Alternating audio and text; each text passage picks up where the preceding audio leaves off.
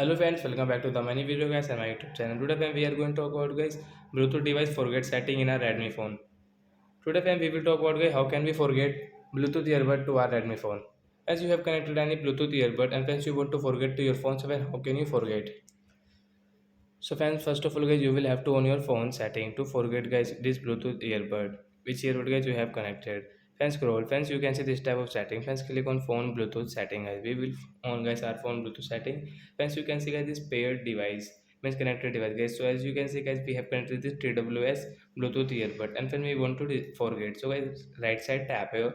Friends you can see device name guys. If you want to change guys your earbud device name, so friends you can change guys. You can rename from here. Friends we want to forget, so guys click on unpair option, then it will forget to your phone guys. You cannot use guys. If you use, so you will have to connect again, then guys you can use your Bluetooth earbud, otherwise not. So like that guys you can forget your earbud Bluetooth earbud to your phone. So that's it guys, thanks for watching the video, bye friends.